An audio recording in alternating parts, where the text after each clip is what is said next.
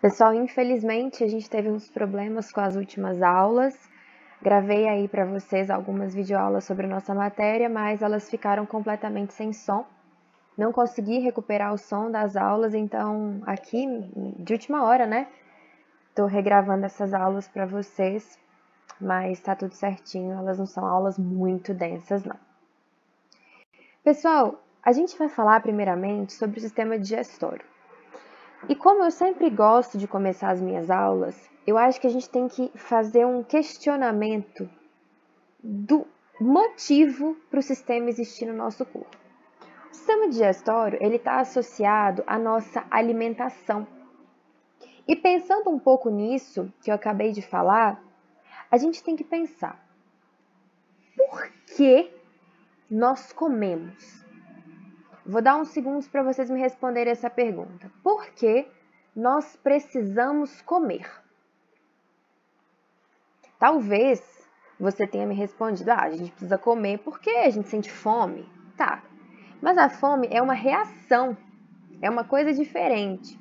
Nós sentimos fome porque o nosso organismo obriga a gente a comer, a colocar alimento lá dentro. E quando a gente começa a pensar um pouco sobre a função do sistema digestório, sobre o papel da alimentação no nosso corpo, a gente entende que a alimentação é uma forma de obtenção de energia. O nosso corpo precisa de energia para funcionar. Assim como um carro, por exemplo, precisa de combustível, gasolina, para conseguir andar, o nosso sistema precisa de um combustível para que as suas funções vitais aconteçam. Então, nós comemos porque nós precisamos de abastecimento constante de nutrientes.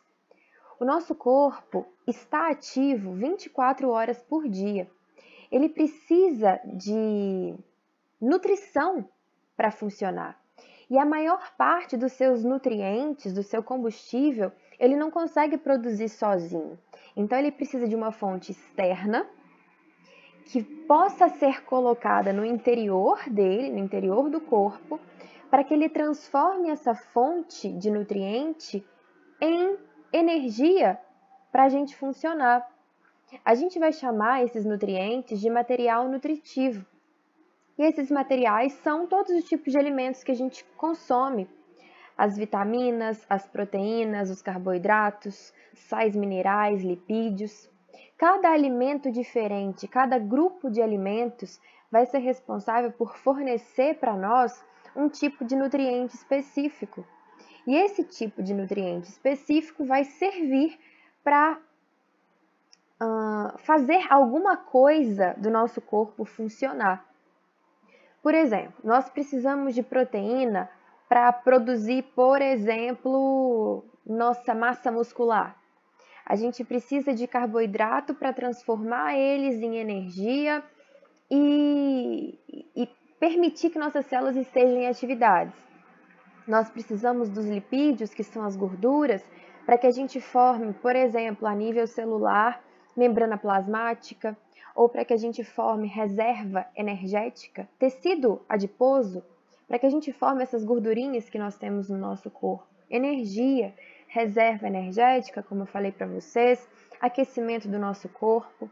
Então, em resumo, a gente se alimenta porque é do exterior que nós obtemos os materiais nutritivos necessários para que o nosso corpo funcione. E pensando um pouco nisso, a gente começa a pensar sobre o sistema digestório.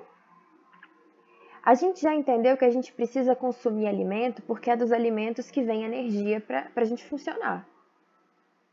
Mas por que é que a gente mastiga os nossos alimentos?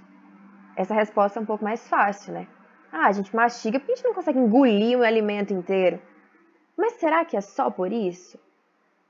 É claro, a gente não consegue engolir uma melancia, por exemplo.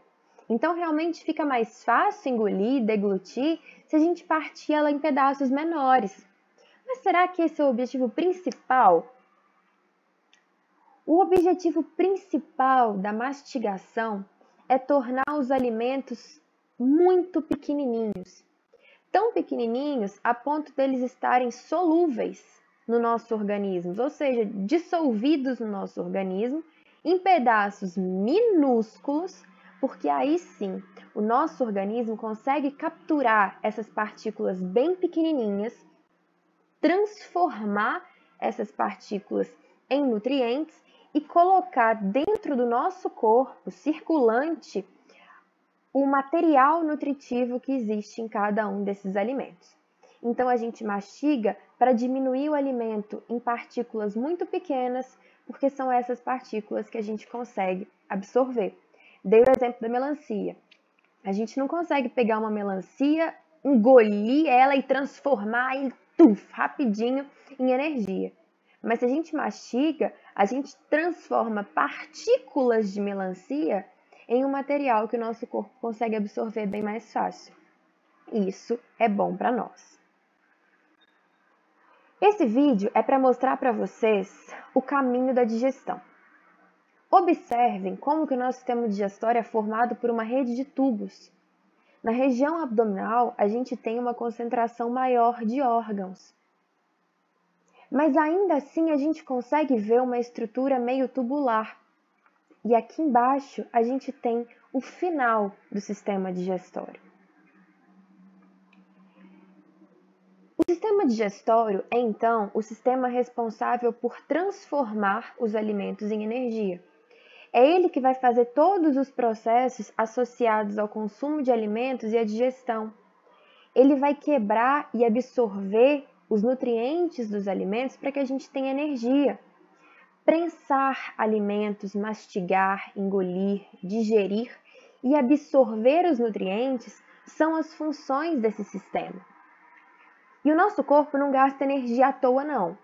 Ele só pega para ele o que é importante para ele.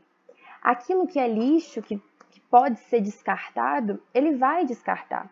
Então a gente se alimenta, o corpo tritura e absorve os nutrientes daquele alimento que são importantes para ele, e aquilo que não é importante, que é sobra, é eliminado também pelo sistema digestório na forma de fezes. Esse alimento vai mostrar para esse vídeo, vai mostrar para nós o caminho do alimento de uma forma um pouco mais complexa. Prestem atenção.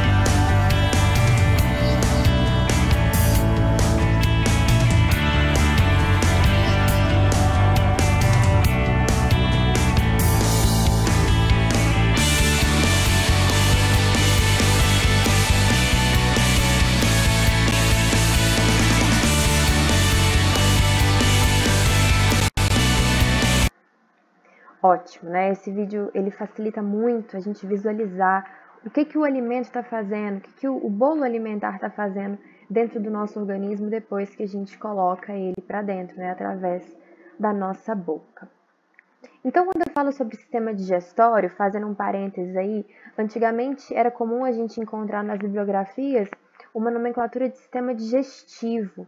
Para nós não é mais usual esse nome, a gente chama de sistema digestório. O sistema digestório é composto de duas porções. A gente tem o canal alimentar e os órgãos anexos. O canal alimentar é essa rede de tubos que nós temos por onde os alimentos vão passar de forma propriamente dita. O canal alimentar engloba os órgãos cefálicos, que estão na região da nossa cabeça, os torácicos e os órgãos abdominais. E, enquanto isso, os órgãos anexos, eles vão fazer um trabalho associado aos órgãos que eu acabei de mostrar para vocês do canal alimentar para facilitar o trabalho dos órgãos do canal alimentar.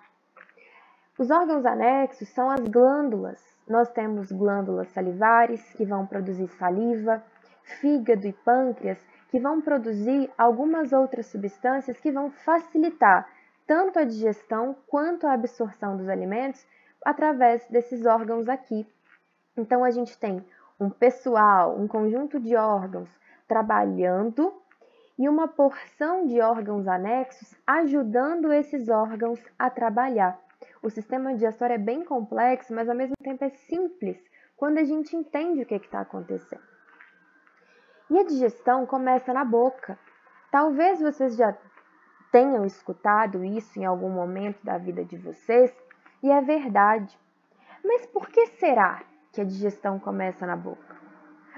Começa porque a gente tritura os alimentos, começa porque a boca é a portinha de entrada de alimentos, é a boca que vai quebrar os alimentos em partes bem pequenas através da mastigação.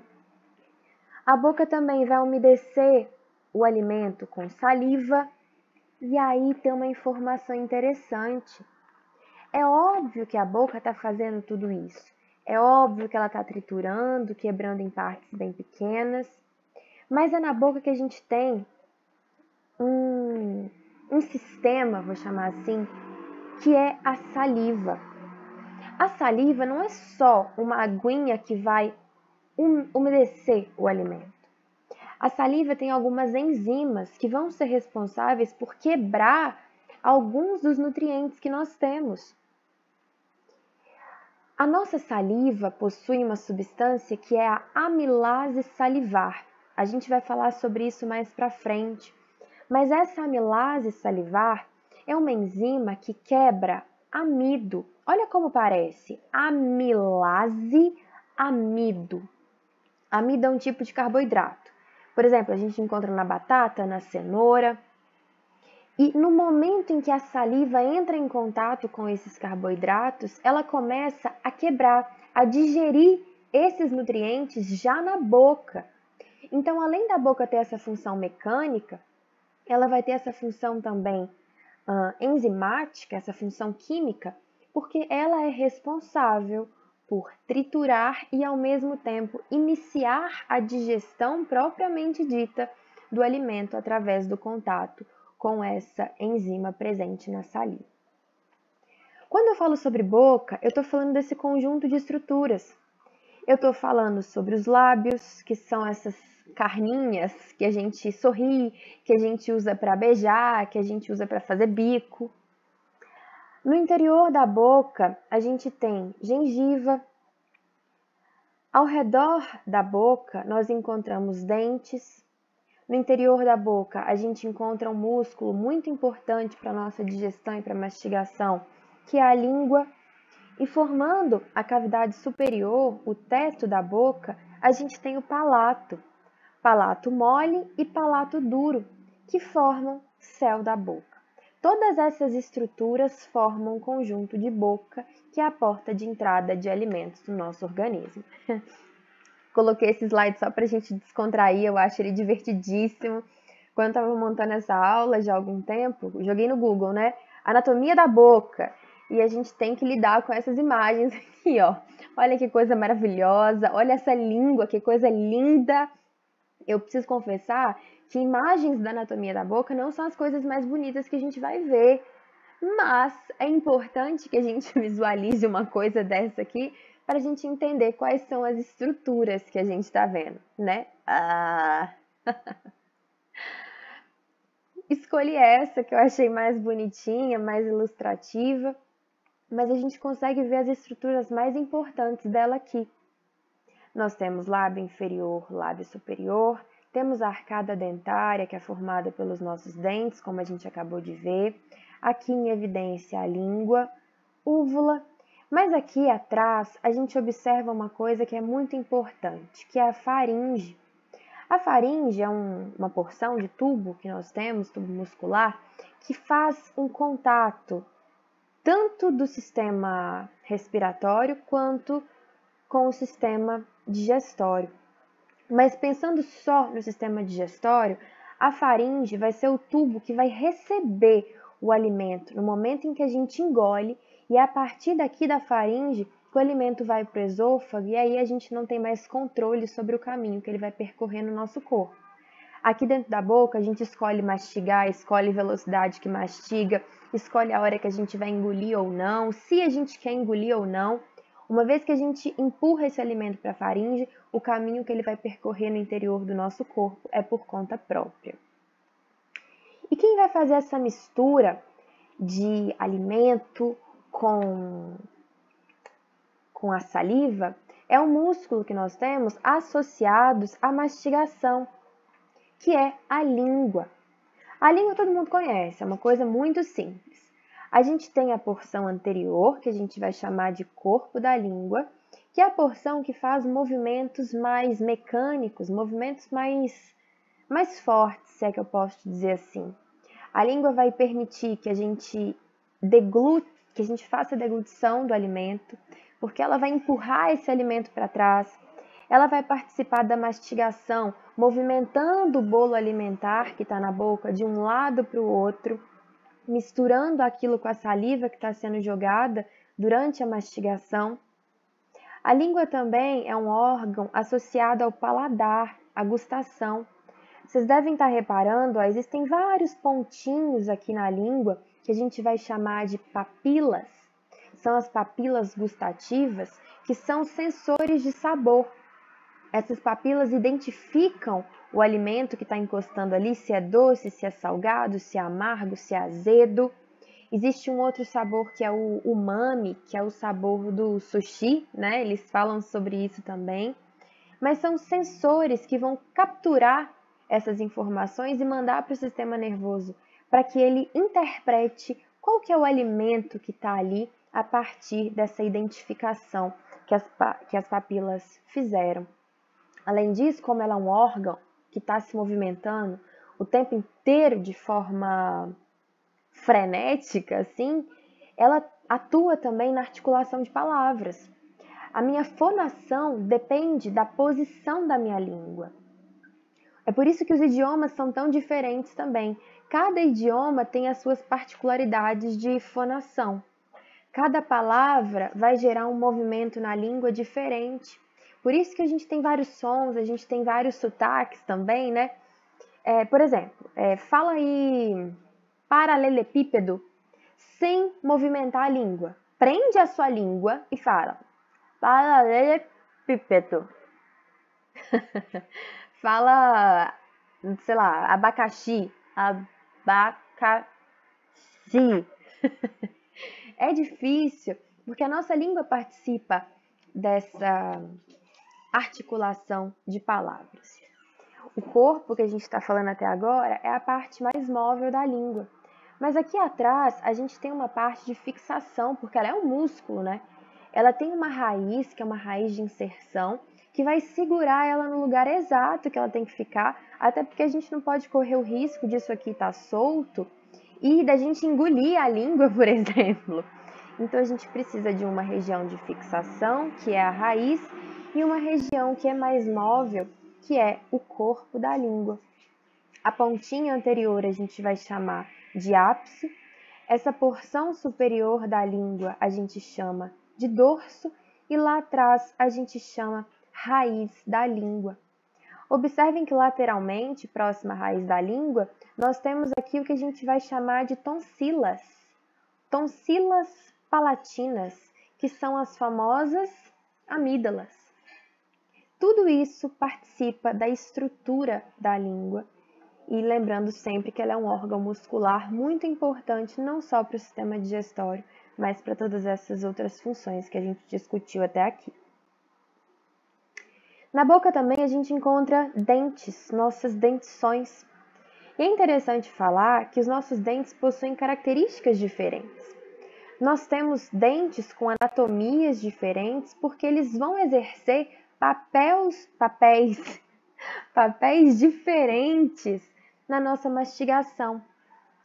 Aqui na frente, tanto em cima quanto embaixo, a gente vai encontrar um grupo de dentes que é chamado de incisivos. Olha só, aqui nós temos uma ilustração de dentes incisivos. Eles são responsáveis por cortar alimentos. Olha como eles parecem uma lâmina, uma pequena faca. Esses incisivos existem porque a gente precisa cortar muitos dos nossos alimentos que nós comemos. Por exemplo, você vai morder uma maçã. Você usa isso aqui para cortar a fruta. E isso acontece com vários grupos, como a gente viu até aqui.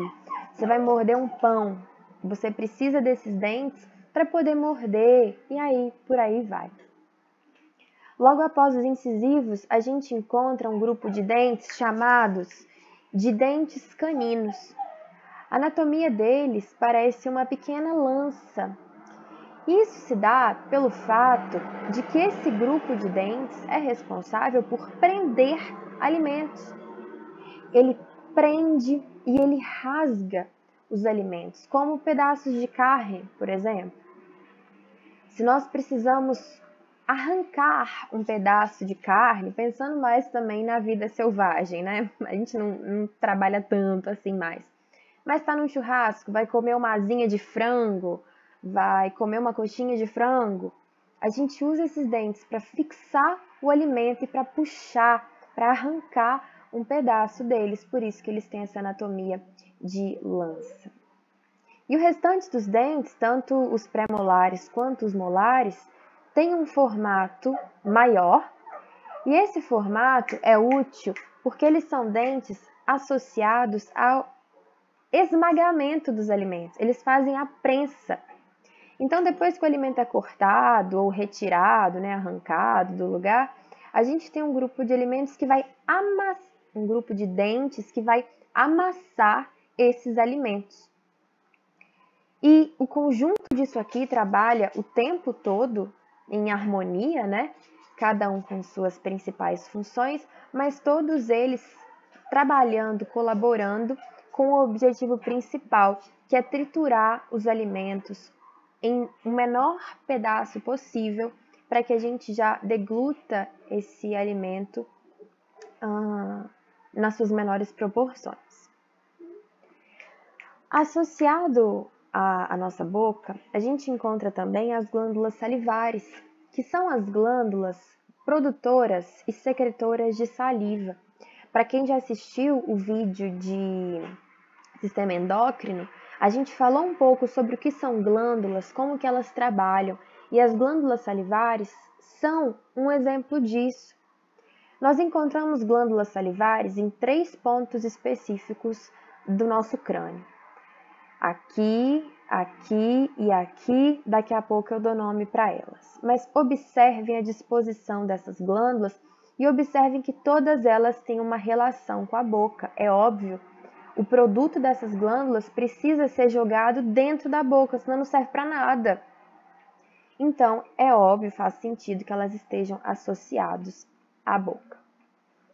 A nossa saliva possui 99% de água e 1% de proteína.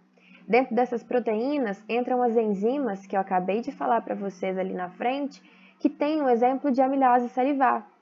A amilase salivar e a mucina são exemplos de proteínas associadas à nossa digestão.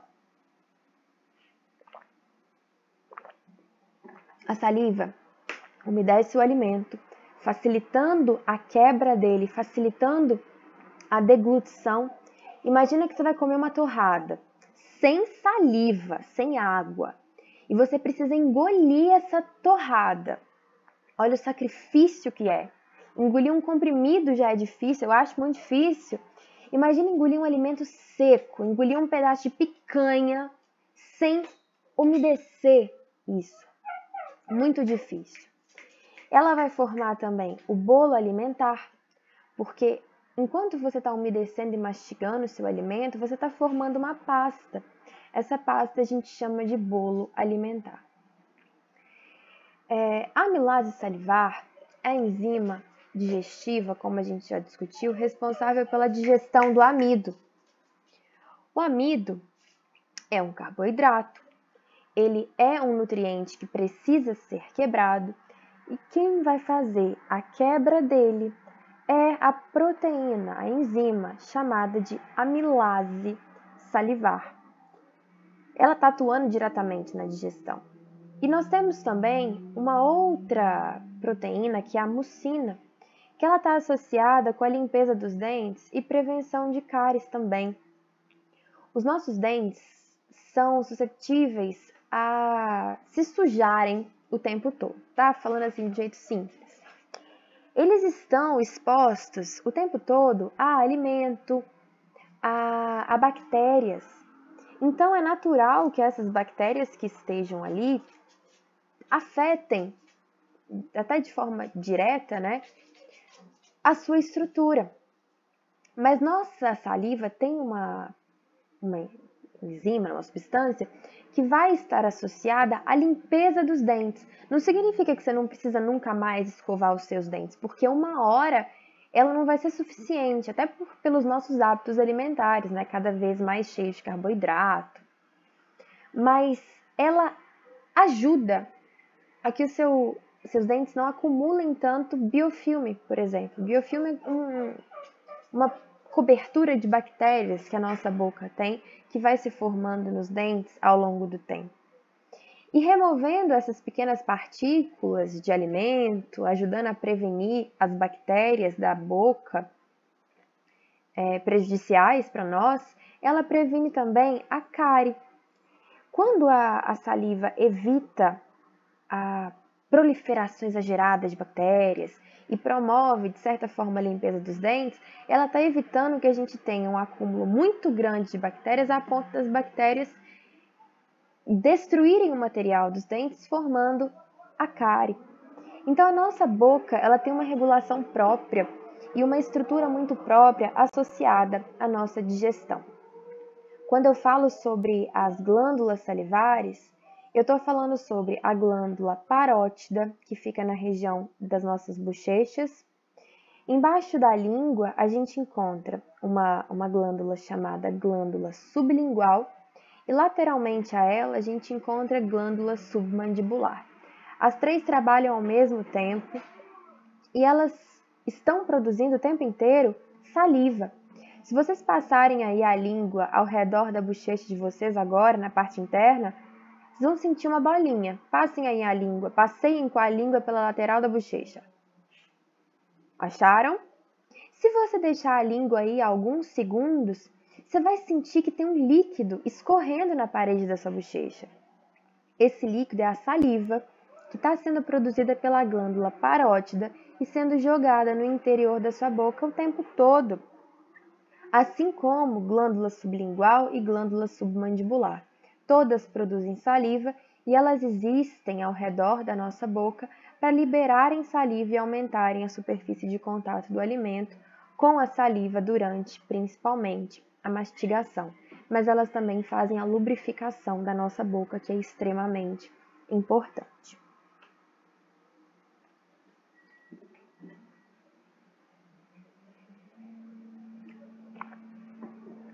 A faringe é isso aqui, ó. É um tubo compartilhado com o sistema respiratório e o sistema digestório.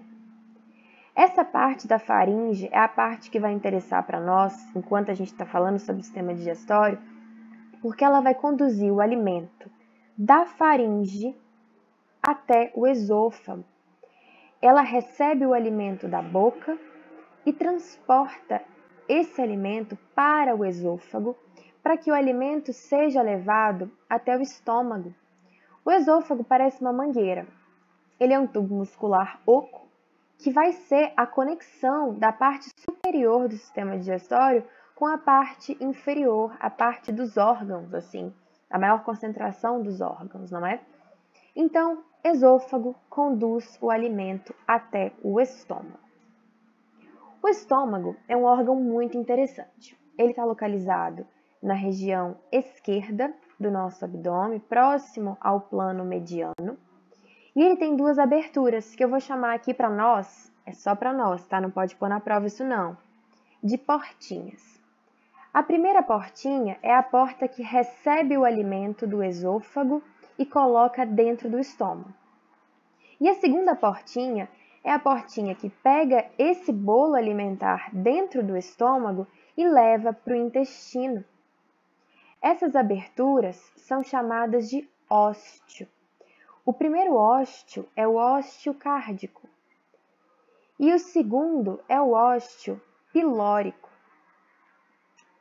São feixes musculares que abrem e fecham estes ósteos dependendo do momento em que a digestão está acontecendo. Então, se o estômago vai receber alimento, o ósteo superior abre.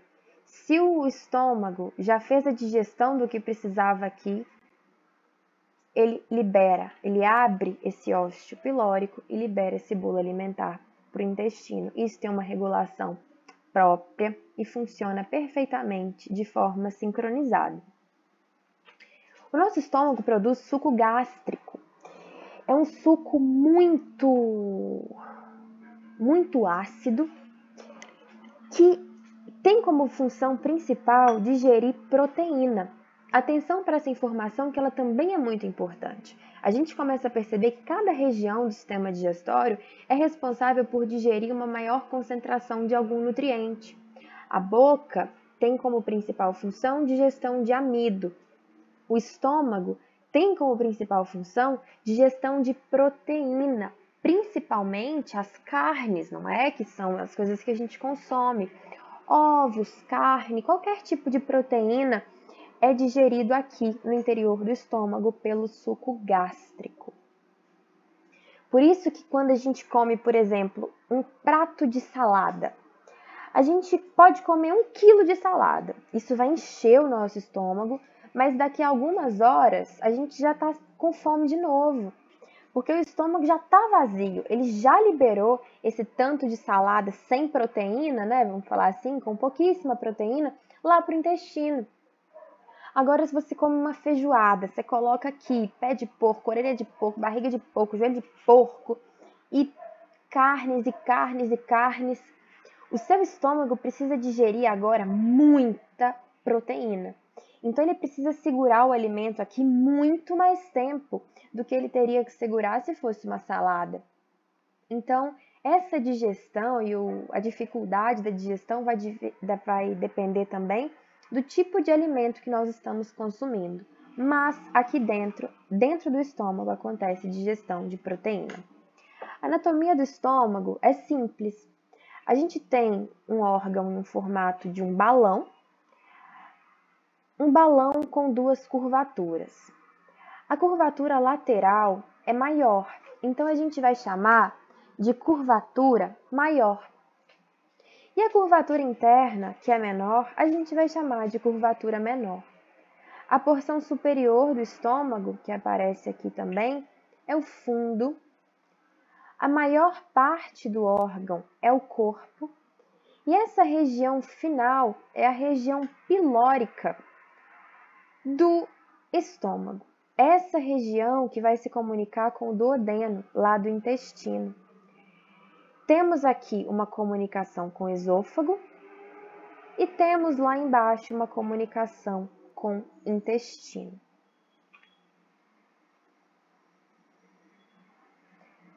O intestino também é um órgão muito interessante. Ele é um órgão que atua também na digestão de algumas substâncias, mas principalmente é o órgão que absorve substâncias. O nosso intestino é dividido em intestino grosso e delgado. São as duas porções que nós temos desse órgão. A porção do intestino grosso, essa que a gente está vendo aqui, que aparece mesmo mais grossa. E o intestino delgado, ele aparece como se ele tivesse emaranhado, como se fosse um emaranhado de cordas, tá? Para a gente conseguir entender. O intestino delgado, ele tem até 6 metros de comprimento em um adulto. E imaginem que ele está ocupando um espaço muito pequeno no corpo. Isso é porque ele realmente está muito enroladinho entre si. E ele é tão grande porque é a região de absorção. Se você quer absorver um alimento, você tem que ter contato com ele o máximo possível.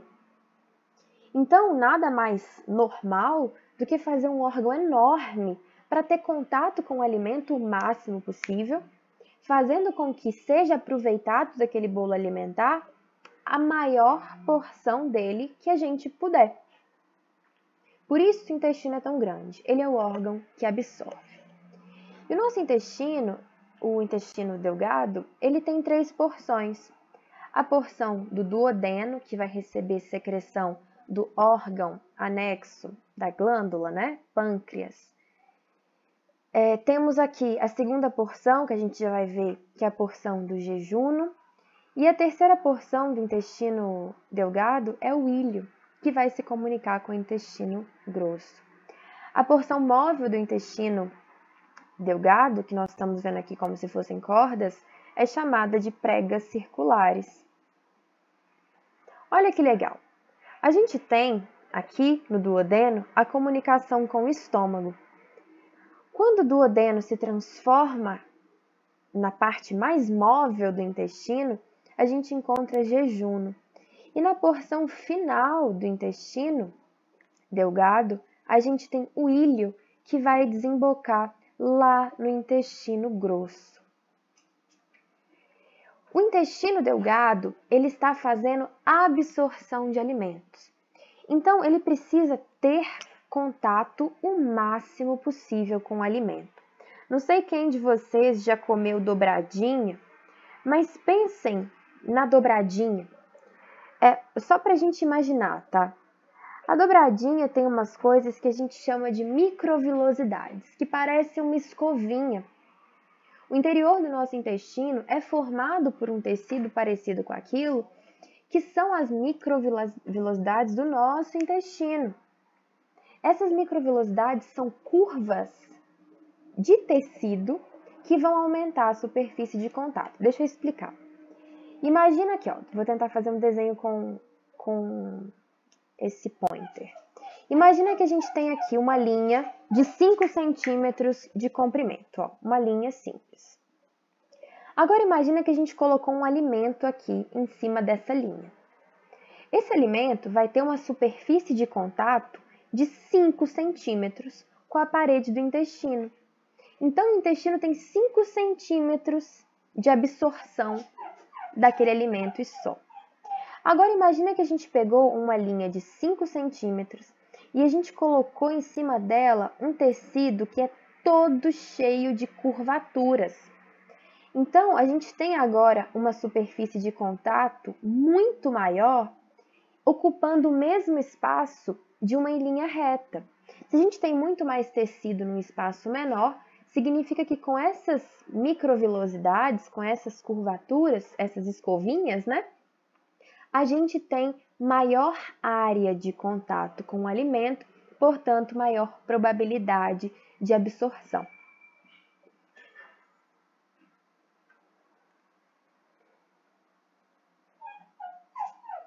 O intestino grosso, ele está responsável pela reabsorção de água. O intestino delgado vai fazer absorção de nutrientes dos alimentos. E isso aqui tem muita água.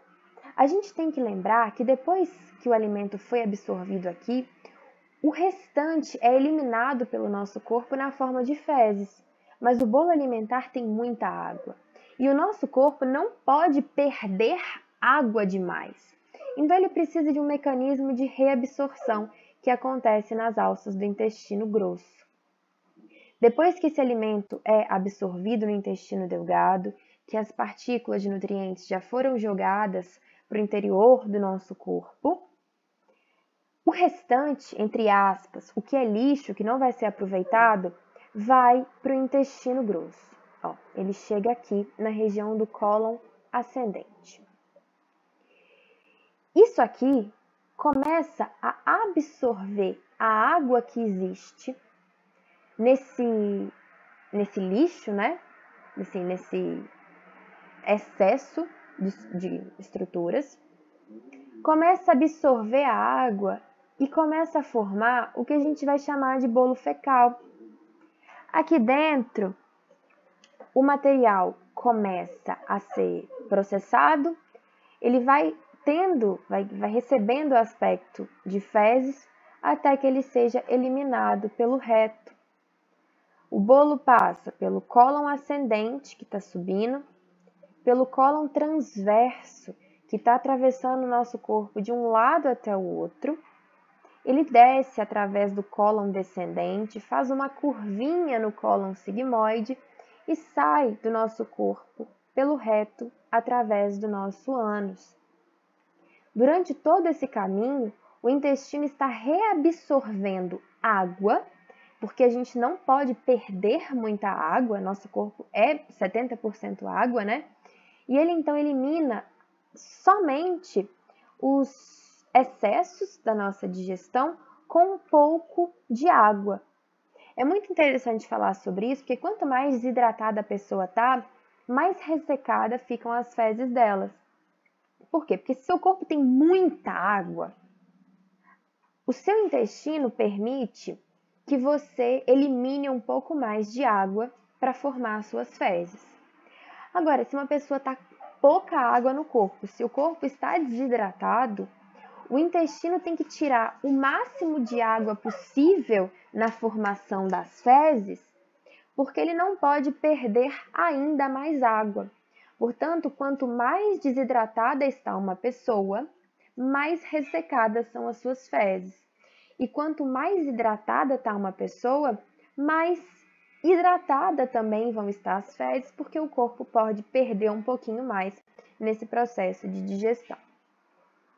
Nós temos uma glândula muito grande, que é também um órgão, que é o nosso fígado. Ele é o segundo maior órgão do nosso corpo, só perde para quem? Óbvio que para o intestino. E ele é a maior glândula no nosso corpo. Olha como ele é enorme, ele ocupa um espaço muito grande na nossa região abdominal. E o fígado produz uma substância, que é a bile, que é essencial para a digestão de gorduras, lipídios. O fígado também está fazendo a filtragem de substâncias tóxicas que circulam pelo nosso corpo. Mas para nós é mais importante a gente entender agora a liberação da bile para a digestão de gordura. Olha a anatomia desse órgão. A gente tem aqui um fígado de ovelha, a gente identifica lobo direito, lobo esquerdo, lobo caudado, lobo quadrado. E aqui a gente vê vários vasos sanguíneos, né? São muitos vasos sanguíneos porque tem muito sangue passando no interior desse órgão para ser filtrado, para que o órgão absorva as substâncias tóxicas que estão circulando no nosso corpo. E aqui, em formato de balão, um saquinho, a gente encontra a vesícula biliar. O fígado produz a bile. A bile vai atuar como se ela fosse um detergente do corpo. Sabe o detergente que a gente usa para lavar vasilha? O detergente dissolve as gorduras que estão nas nossas vasilhas. O detergente do nosso corpo é a bile.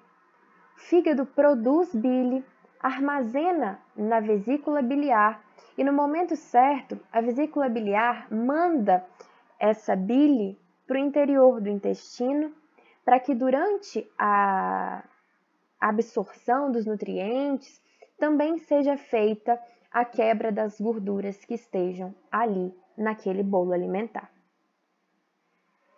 E a gente tem também o pâncreas. O pâncreas é um órgão relativamente grande também. Ele está localizado na porção superior do estômago, que vocês estão vendo aqui, próximo também ao intestino. E o pâncreas é uma glândula mista. Ele produz muitas coisas. Ele produz suco pancreático, produz também insulina e glucagon. Ele tem uma função exócrina e endócrina, que a gente também discutiu na aula de sistema endócrino, e que tudo isso faz parte do sistema digestório. O suco pancreático é rico em bicarbonato, e o bicarbonato neutraliza o material que vem do estômago, que é o quimo. O quimo é o bolo alimentar.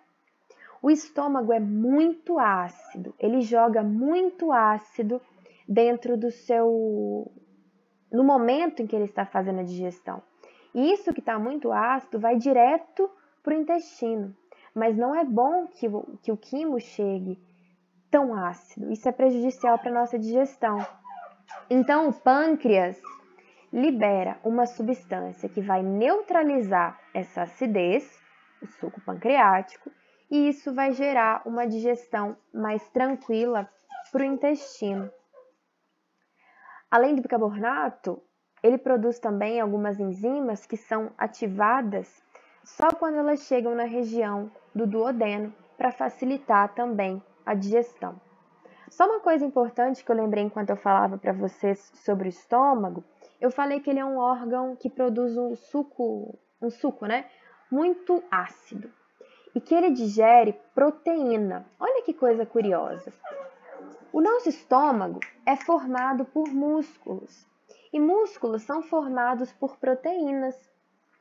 Como será, então, que o estômago não digere ele mesmo? Vocês pensaram nisso enquanto eu falava? O estômago, ele tem um sistema de proteção. Ele produz um muco, uma coisa gelatinosa, que forra as paredes internas dele. Então, a produção dessa substância não vai atacar diretamente o próprio tecido porque ele está protegido. Mas as outras proteínas são quebradas através do contato com essa substância. Uma imagem do pâncreas para vocês visualizarem. Ele tem alguns canais, alguns ductos, e ele também recebe alguns vasos sanguíneos importantes. E por fim, eu trouxe um videozinho para vocês finalizarem esse conteúdo com o sistema digestório que foi feito pelo Fantástico. É muito legal, vai enriquecer muito a aula de vocês e ajudar a visualizar como que é esse tal quimo, como que é, né, o bolo alimentar e como que é dentro do nosso corpo, como que é a digestão. Nós falamos sobre os órgãos, sobre as funções e as estruturas. Espero que vocês tenham entendido o caminho do alimento até aqui e que esse vídeo sirva para ajudá-los a fixar a matéria. A digestão começa na boca. Os dentes trituram os alimentos. Pequenas glândulas sob a língua produzem saliva para começar a digeri-los. A saliva também lubrifica os alimentos para facilitar o percurso de 12 horas que serão obrigados a fazer pelos 4 metros de intestino. Músculos que se contraem em ondas criam um movimento peristáltico que empurra o bolo alimentar para frente. As contrações são tão poderosas que conseguimos comer até de cabeça para baixo.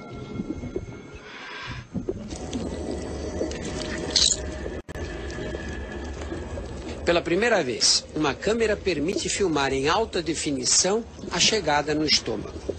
O estômago é um reservatório com paredes musculares que se contraem para transformar os alimentos em líquido, com a ajuda do suco gástrico, muito ácido.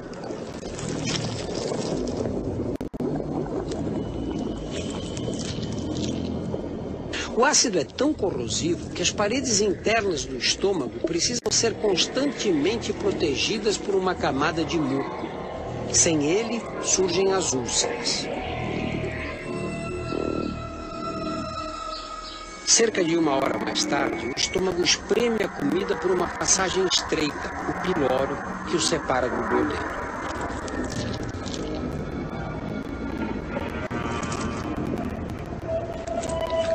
O duodeno é a primeira porção dos 3,5 metros de alças que constituem o intestino fino, onde serão absorvidos os principais nutrientes.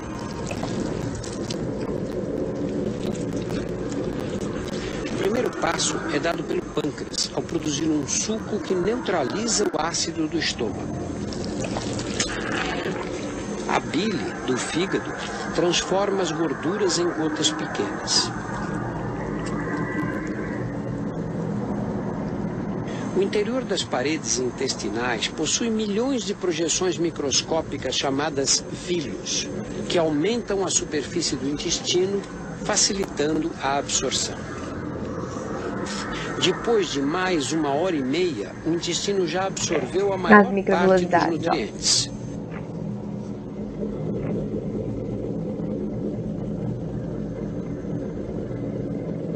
O que sobra chega ao intestino grosso através da válvula iliocecal.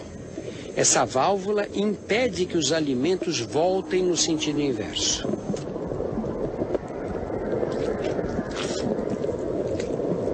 A principal função do intestino grosso é absorver água.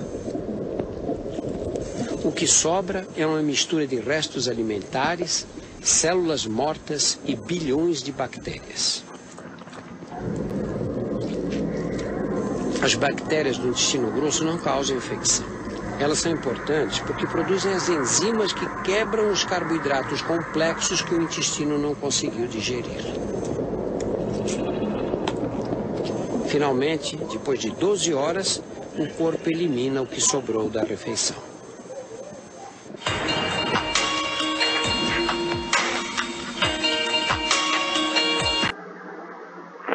Muito legal, né? Ficou bem fácil de visualizar. Gosto muito desse vídeo.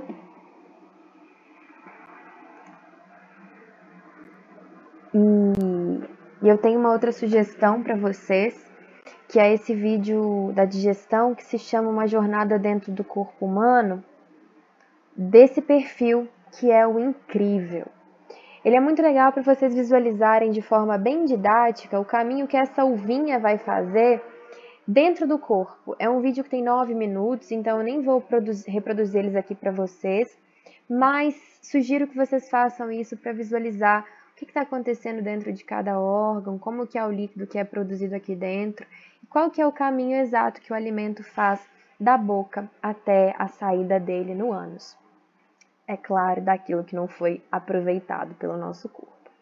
Então, eu quero que vocês entendam isso. Nós temos o sistema digestório, que é responsável por absorver nutrientes dos alimentos e transformar esses nutrientes em combustível para que a gente consiga viver, para que a gente consiga respirar, para que a gente tenha energia para correr, para que a gente consiga produzir hormônios, para que a gente consiga se reproduzir. Todas essas coisas dependem da obtenção de energia e a gente só consegue fazer isso através da ingestão de alimentos, de fonte energética que vem de fora para dentro do nosso corpo. Espero que tenha ficado claro e do fundo do coração eu espero que tenha áudio, porque já tem quase 1 hora que eu tô gravando essa aula e eu só vou descobrir no final dela. Mas espero que tenha dado tudo certo até aqui. Qualquer dúvida, sabem onde me encontrar, estou disponível através do meu e-mail, tá? Abraço para vocês e até já na próxima aula.